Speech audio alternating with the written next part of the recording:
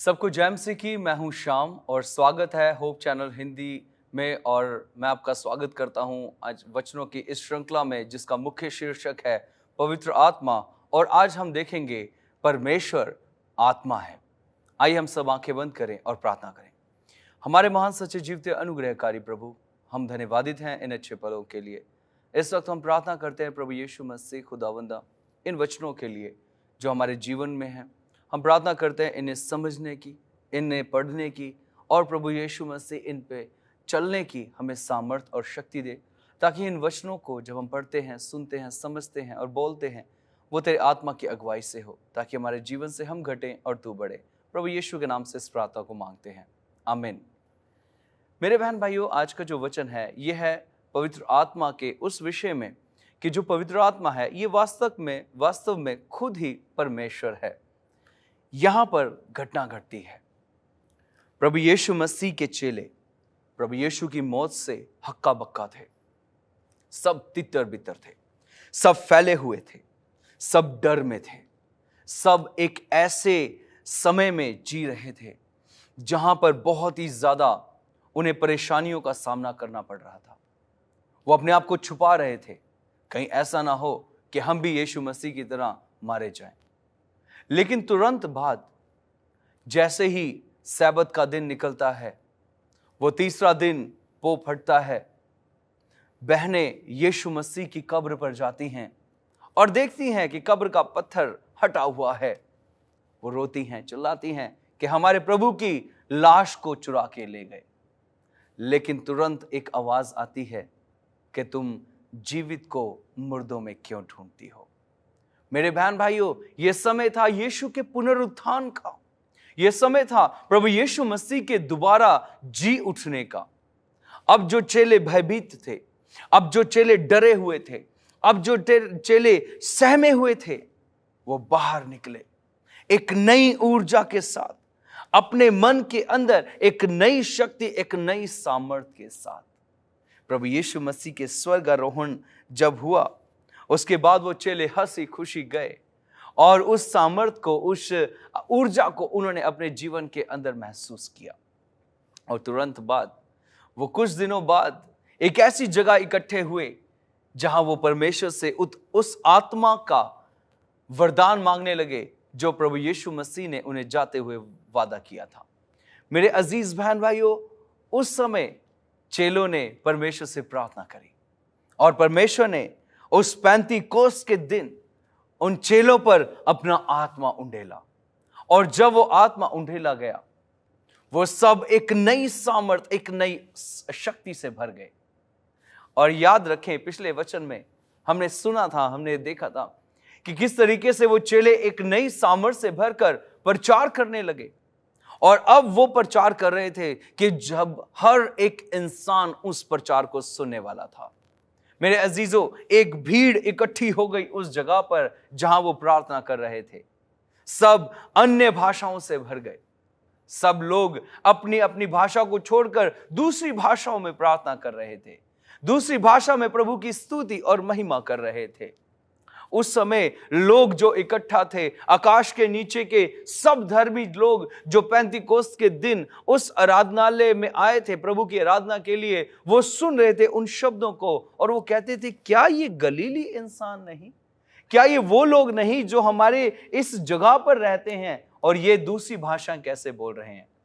मेरे अजीज बहन भाइयों, वो उस सामर्थ्य से भरे थे जो परमेश्वर ने उन्हें दी थी। वो उस शक्ति से भरे थे जो परमेश्वर ने उन्हें दी, ताकि वो और भी प्रभु के कार्य को कर सकें।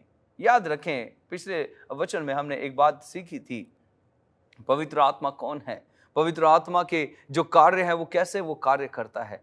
आज हम सीख रहे हैं परमेश्वर ही आत्मा है, परमेश्वर ही वो पवित्र सामर्थ्य है जो हमें दिया गया है, अर्थात प्रभु परमेश्वर खुद आज हमारे साथ है। मेरे अजीज बहन भाइयों, इसी पवित्र सामर्थ्य ने प्रभु यीशु मसीह के अंदर एक नई ऊर्जा, एक नई शक्ति भरी थी जब उसने सेवा के कार्य को शुरू किया।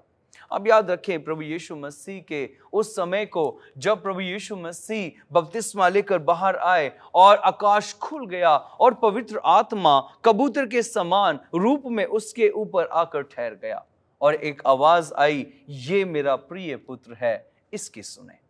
मेरे अजीज भाइयों, मेरी अजीज बहनों, यहां पर समय था जब चेलों ने उसी ऊर्जा को, उसी सामर्थ्य को अपने जीवन के अंदर महसूस किया। वो उस सामर्थ्य से भर गए जो परमेश्वर उन्हें देना चाहता था। वो उस शक्ति से भर चुके थे। अब यहां पर वो पवित्र आत्मा से भरे हुए चेले परमेश्वर के प्रचार के कार्य को करने लगे और वो लोगों को बताने लगे कि वास्तव में प्रभु यीशु मसीह इस धरती पर क्यों आए थे। यहां पर एक आप देखें प्रेरितों के काम के अंदर, उसके जब हम पढ़ते हैं वचन 15 में और 15 वचन प्रेरितों के काम और उसके 28वें अध्याय में, पवित्र आत्मा को और हमको ठीक जान पड़ा कि उन आवश्यक बातों को छोड़ तुम पर और बोझ ना डालें। यहां पर परमेश्वर का आत्मा उन सब को अगुवाई कर रहा था कि कृपया करके इस वचन को, जो बड़े सरलता तरीके से है, परमेश्वर चाह रहा था कि उनसे बात करें। वो कहते हैं कि पवित्र आत्मा को और हमको जो ठीक जान पड़ा, इन आवश्यक बातों को छोड़ हम तुम पर और बोझ ना डाले। ये कौन सा बोझ था? ये कौन सी ऐसी बातें थी जो उस समय के लोगों के पास था? मेरे अजीज बहन भाइयों, इस बात का आप ध्यान रखें। उस समय लोग व्यवस्था की उन बातों को जो उनके ऊपर उस समय के सदूकी फरीसियों ने डाली थी, उन बोझ के नीचे वो दबते जा रहे थे और कहीं ना कहीं वो परमेश्वर से भी इन बातों से दूर होते जा रहे थे। लेकिन चेलों ने परमेश्वर के आत्मा से भरकर और अपने उन जो विचार जो परमेश्वर ने दिए थे उनसे भरकर उन्होंने कहा, हम तुम पर वो बोझ नहीं डालना चाहते, लेकिन हम तुम्हें वो परमेश्वर का वचन सुनाना चाहते हैं जिसके द्वारा आप परमेश्वर के और नजदीक आ जाएं। उसके बाद में हम वचन पढ़ते हैं यहां पर, क्योंकि परमेश्वर का आत्मा उनकी अगुवाई कर रहा था। यूहन्ना उसके 16 अध्याय के जब हम पढ़ते हैं 14वें वचन में, यहां पर परमेश्वर का वचन बहुत ही प्यारा एक बात कहता है। यूहन्ना 16 और उसके 14वें वचन में कहता है, वह मेरी महिमा करेगा क्योंकि वह मेरी बातों में से लेकर तुम्हें बताएगा। मेरे अजीज बहन भाइयों, ये है पवित्र आत्मा। कहता है वो मेरी महिमा करेगा। आज हम सब परमेश्वर की महिमा करते हैं। क्यों? क्योंकि वो परमेश्वर का आत्मा आज हमारे साथ खड़ा है। वो आत्मा हमें उत्साह से भरता है, हम सबको वो प्रकाशन देता है कि हम परमेश्वर की महिमा करें। उसके बाद वचन कहता है, और क्योंकि वह मेरी बातों में से लेकर तुम्हें बताएगा। ये वो पवित्र आत्मा है जो हमसे बात करता है। ये वास्तव में यही वो परमेश्वर है जो हमें अपने विषय में हमें उकसाता है, हम सबको एक नया प्रकाशन देता है। मेरे अजीज बहन भाइयों, यहां पर सोचने की बात है कि आज जब तक परमेश्वर का आत्मा हमारे पास ना हो, क्या हम कुछ कार्य को कर सकते हैं? हम कुछ नहीं कर सकते। प्रभु यीशु मसीह जब जा रहे थे स्वर्ग में, उन्होंने अपने चेलों को एक बहुत बड़ी आज्ञा और एक बहुत ही बड़ा एक कार्य सौंपा। और वो कार्य क्या था? वो कार्य था, अगर हम पढ़ते हैं मत्ती उसके 28वें अध्याय के 19वें वचन में, परमेश्वर का वचन यहाँ पर बड़े ही प्यारे तरीके से प्रभु यीशु मसीह अपनी आज्ञाओं को हमसे व्यक्त करते हैं। कहते हैं, इसलिए तुम जाओ और सब जातियों के लोगों को चेला बनाओ और उन्हें पिता, पुत्र और पवित्र आत्मा के नाम से क्या दें? बपतिस्मा दो। यहां पर परमेश्वर की, प्रभु यीशु मसीह की एक बहुत महान आज्ञा है, जहां पर वो पवित्र आत्मा को अलग नहीं, लेकिन पवित्र आत्मा को इस त्रिएक परमेश्वर के अंश में लेकर आता है। यीशु कहता है, उन्हें पिता, पुत्र और पवित्र आत्मा के नाम से बपतिस्मा दो। इसके बाद में हम एक और बात पढ़ते हैं 20वें अध्याय में, कहता है, और उन्हें सब बातें जो मैंने तुम्हें दी हैं मानना सिखाओ। और मेरे बहन भाइयों, ये हम बिना पवित्र आत्मा के नहीं कर सकते। क्यों? क्योंकि पवित्र आत्मा परमेश्वर है और यही पवित्र आत्मा हमें परमेश्वर के प्रति मार्गदर्शन में सहायता और मदद करता है। मेरे अजीज बहन भाइयों, पवित्र आत्मा के विषय में अगर हम वचन पढ़ें, यहां पर एक घटना घटती है। जब परमेश्वर प्रभु यीशु मसीह स्वर्ग चले जाते हैं और उनके चेले सेवा कर रहे थे। अगर हम पढ़े प्रेरितों के काम और उसके 5वें अध्याय के 3 वचन को ध्यान दे, यहां क्या घटना घटती है। अगर हम पहले अध्याय से पढ़ते हैं, वहां लिखा है, हनन्याह नाम एक मनुष्य और उसकी पत्नी सफीरा ने कुछ भूमि बेची और अपने दाम और उसके दाम में से कुछ रख छोड़ा, और यह बात उसकी पत्नी भी जानती थी, और उसको एक भाग लाकर प्रेरितों के पांव के आगे रख दिया। पतरस ने कहा, हे हनन्याह, याद रखना यहां पर अब पवित्र आत्मा उस पतरस के जीवन में बहुतायत से कार्य कर रहा था। पतरस को यह बात पवित्र आत्मा ने बताई और क्या कहता है, हे हनन्याह, शैतान ने तेरे मन में यह बात डाली कि तू पवित्र आत्मा से झूठ बोले। देखिए यहां पर एक बात है, क्या बोला के हे हनन्याह, शैतान ने तेरे मन में बात डाली है कि तू किससे झूठ बोले, पवित्र आत्मा से झूठ बोले। और वहां पर वचन कहता है, और भूमि के दाम में से कुछ रख छोड़े।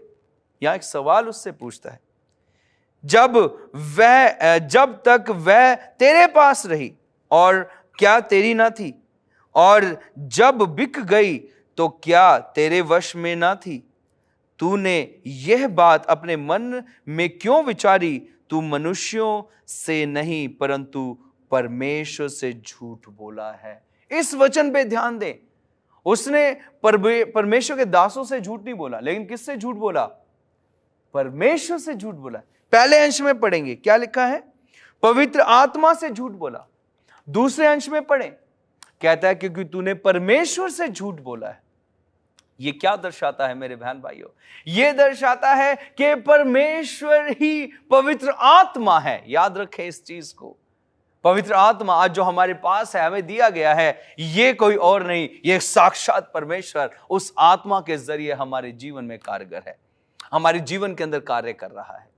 मेरे अजीज बहन भाइयों, इस चीज पे ध्यान दे। परमेश्वर का वचन कहता है, क्या तुम नहीं जानते कि तुम्हारा शरीर पवित्र आत्मा का मंदिर है? 1 कुरिन्थियों 6:19-20 में लिखा है, और तुम दाम देकर मोल लिए गए हो। मेरे अजीज बहन भाइयों, याद रखना, हमें इस शरीर से क्या करना है? परमेश्वर की महिमा करनी है।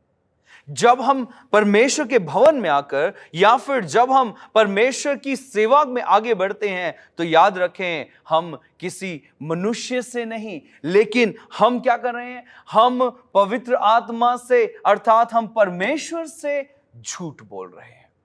मेरे अजीज बहन भाइयों, यहां घटना बहुत ही विचित्र घटती है। जब हनन्याह जो था, उसने झूठ बोला और उसी समय उसके प्राण निकल गए। जवान उठते हैं, उसे मिट्टी देकर आते हैं। उसकी पत्नी से पूछता है, उसकी पत्नी आती है सफीरा से पूछता है, परमेश्वर का दास, क्या इतने में ही जमीन बिकी? उसने कहा, हाँ प्रभु, इतने में ही। वो कहती है, वो देख, तेरे पति को गाड़ने वाले आ गए। इतने में उसके भी प्राण जाते हैं और उसको भी उठा के गाड़ने चले जाते हैं। मेरे अजीज बहन भाइयों, याद रखना, जब हम परमेश्वर से या फिर जब हम परमेश्वर के पास आकर उससे कोई बात करते हैं, परमेश्वर जानता है हमारे जिंदगी के हर एक पल को, क्योंकि परमेश्वर खुद जो है वो पवित्र आत्मा है। पवित्र आत्मा के रूप में आज हमारे जीवन में कारगर है। मेरे साथ आप निकाल सकते हैं मत्ती की पुस्तक और उसके 12वें अध्याय के अंदर। मत्ती की पुस्तक, यहाँ पर एक और घटना को हम देखते हैं, एक और ऐसे वचनों को देखते हैं जो कि हमारे जीवन के अंदर बहुत जरूरी है। मत्ती और उसके 12वें अध्याय के और उसके 31 और वचन को हम देखेंगे, 31 और 32 को। कहता है, इसलिए मैं तुमसे कहता हूं कि मनुष्य का सब प्रकार का पाप निंदा क्षमा की जाएगी। मेरे अजीज बहन भाइयों, यहां पर परमेश्वर का वचन कहता है कि मनुष्य का हर एक पाप क्षमा किया जाएगा, परंतु पवित्र आत्मा की निंदा क्षमा ना की जाएगी। मेरे अजीज बहन भाइयों, यहां पर देखिए हम लोग क्या पढ़ रहे हैं कि परमेश्वर का जो आत्मा है, ये खुद पवित्र आत्मा जो है, ये परमेश्वर है। जब हम परमेश्वर की आत्मा से, जब हम परमेश्वर से झूठ बोलते हैं, याद रखना, परमेश्वर उसे क्षमा नहीं करता, क्योंकि हम किसकी निंदा कर रहे हैं? हम पवित्र आत्मा की निंदा कर रहे हैं। वचन अगला 32वां कहता है, जो कोई मनुष्य के पुत्र के विरोध में कोई बात कहेगा उसका यह अपराध क्षमा किया जाएगा, परंतु जो कोई पवित्र आत्मा के विरोध में कुछ कहेगा उसका अपराध ना तो इस लोक में और ना परलोक में क्षमा किया जाएगा। मेरे अजीज बहन भाइयों, इस बात पर ध्यान दें, ये जो आत्मा है परमेश्वर का, ये साक्षात परमेश्वर आज हमारे बीच में है, आज हमारे साथ में है। पुराने नियम को अगर हम देखें तो परमेश्वर बात करता था, परमेश्वर का सामर्थ्य उनसे बात करता था, लेकिन आज के समय में परमेश्वर ने यह सामर्थ्य आज हमें 24 घंटे के लिए हमें दिया है, हर समय के लिए 24 घंटे, हर दिन के लिए, हर समय के लिए। ये आपसे दूर नहीं है। अक्सर होता यह है कि हम परमेश्वर से दूर होते हैं, लेकिन परमेश्वर हमसे कतई दूर नहीं होता। मेरे अजीज बहन भाइयों, इस चीज पर ध्यान दें। यह जरूरी है कि हम परमेश्वर के आत्मा का आदर करें, परमेश्वर के आत्मा का सम्मान करें, परमेश्वर के आत्मा को हमेशा अपने जीवन के अंदर लेकर चलें। क्योंकि अगर हम झूठ बोल रहे हैं, हम किसी इंसान से नहीं, हम मनुष्य से नहीं, हम परमेश्वर से झूठ बोलते हैं। मेरे अजीज बहन भाइयों, इस चीज पर ध्यान दें।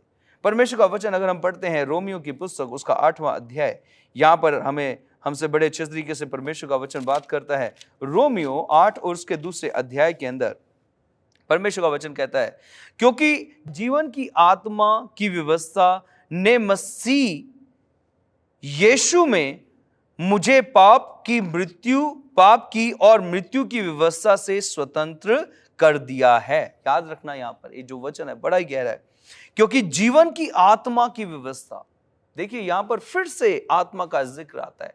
कहता है कि जीवन की आत्मा की व्यवस्था ने मुझे यीशु मसीह में पापों की और मृत्यु की व्यवस्था से स्वतंत्र कर दिया है। अक्सर हम लोग ये कहते हैं कि प्रभु यीशु मसीह जब इस धरती पर आए तो उन्होंने सारी व्यवस्थाओं को खत्म कर दिया। मेरे बहन भाइयों, ऐसा नहीं है। प्रभु यीशु मसीह ने किसी व्यवस्था को खत्म नहीं किया। यीशु मसीह ने कहा कि जब आप पढ़ते हैं मत्ती उसके 5वें अध्याय के 17वें वचन में, कहता है कि ये ना समझो कि मैं व्यवस्था और भविष्यद्वक्ताओं की पुस्तकों को लोप करने आया हूँ। लोप करने नहीं, लेकिन पूरी करने आया हूँ। मेरे अजीज बहन भाइयों, यहाँ पर परमेश्वर का वचन कहता है, अगर हम देखें पवित्र आत्मा के कुछ ऐसे अच्छे गुणों को जो बहुत जरूरी हमारे जीवनों के अंदर हैं, और अक्सर ये गुण हमारे जीवनों के अंदर बड़े कारगर हैं। यहां पर परमेश्वर का वचन जिस तरीके से आपके लिए पढ़ा गया रोमियो 8 उसके दूसरे अध्याय में कहता है जीवन की आत्मा। यहां पर ध्यान रखें, परमेश्वर का वचन पवित्र आत्मा को जीवन की आत्मा के साथ जो है एक उसका जो है मेल करता है कि परमेश्वर का आत्मा जो है ये जीवन का आत्मा है। इसके बाद में अगर हम वचन की ओर ध्यान दें और यहां पर हम पढ़ते हैं यूहन्ना उसके 16वें अध्याय को, और उसके 16वें अध्याय के 13वें वचन को, परमेश्वर का वचन यहां पर क्या कहता है, परंतु जब वह अर्थात सत्य का आत्मा। मेरे बहन भाइयों, यहां पर परमेश्वर उसी आत्मा को, पहले जीवन का आत्मा, अब यहां पर हम दूसरा गुण देख रहे हैं परमेश्वर के सत्य का आत्मा। कहता है परंतु जब वह सत्य का आत्मा आएगा तो तुम्हें सब सत्य का मार्ग बताएगा, क्योंकि वह अपनी ओर से ना कहेगा और जो कुछ सुनेगा वही कहेगा और आने वाली बातें तुम्हें बताएगा। यहां पर परमेश्वर का आत्मा जो है हम देखते हैं उसके एक कुछ ऐसे गुण जो कि हमारे जीवन के लिए जानने बहुत जरूरी है। पहला गुण वो जीवन का आत्मा है। जब रोमियो की पुस्तक हम पढ़ते हैं पौलुस इस विषय में लिखता है। और दूसरी बात, प्रभु यीशु मसीह इसी आत्मा को सत्य का आत्मा कहता है। इसके बाद में अगर हम पढ़ते हैं रोमियो और उसका 15वां अध्याय, दोबारा से यहाँ पर एक वचन और कहता है। अगर हम दोबारा रोमियो की पुस्तक में जाएं, उसके 15वें अध्याय के 30वें वचन में पढ़ते हैं, हे भाइयों, हमारे प्रभु यीशु मसीह के और पवित्र आत्मा के प्रेम का स्मरण दिलाकर मैं तुमसे विनती करता हूं कि मेरे लिए परमेश्वर से प्रार्थना करने के लिए साथ मिलकर लोलीन रहो। यहां पर अगर हम परमेश्वर का वचन पढ़ते हैं तो दूसरी बात जो आती है, तीसरी बात जो निकल कर आती है कि ये आत्मा प्रेम का आत्मा है। और परमेश्वर का वचन कहता है, परमेश्वर के पवित्र आत्मा को शोकित मत करो, जिससे तुम पर छुटकारे के दिन के लिए छाप दी गई है। मेरे अजीज बहन भाइयों, यहां पर हम एक और चीज देखते हैं पवित्र आत्मा के विषय, और ये पवित्र आत्मा के विषय क्या कहता है वचन? परमेश्वर के पवित्र आत्मा को। यहां पर प्रभु का वचन कहता है ये आत्मा परमेश्वर का है। अजीजों, आइए हम सब मिलकर आज इस पवित्र आत्मा से अपने जीवन के लिए परमेश्वर की सामर्थ और शक्ति मांगे। हमारे महान परमेश्वर, धन्यवाद इन अच्छे वचनों के लिए। धन्यवाद कि आपने हमसे बात की, हमारे साथ होना, आशीष देना, इन वचनों को हमें ताकत देना ताकि इन वचनों को हम समझकर और तेरे पास आएं और आशीष पाएं। धन्यवाद के साथ इस प्रार्थना को मांगते हैं प्रभु यीशु मसीह के नाम से, आमीन। प्रभु आप सबको आशीष दे।